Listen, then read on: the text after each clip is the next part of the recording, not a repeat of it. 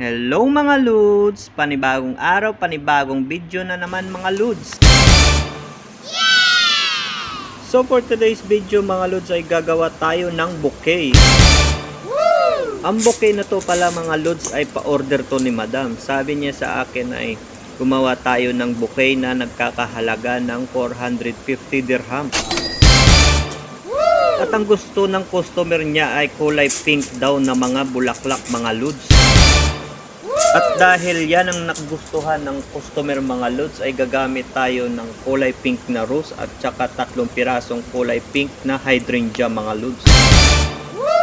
At sa part na to mga Lods ay natapos na nating i-arrange yung mga bulaklak natin mga Lods. At ang pambalot naman natin dito ay gagamit lang tayo ng kulay pink na wrapping paper mga Lods. So panoorin nyo na lang kung paano ko i-wrap yung bulaklak natin mga Lods. Natatamad na akong mag voice over.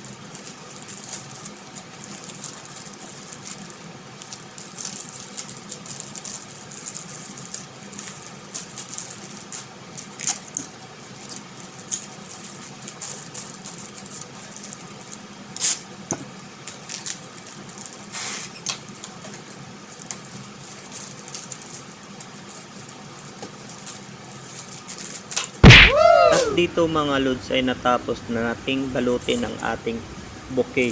Kaya gagamit tayo ng kulay pink din na ribbon mga Lods.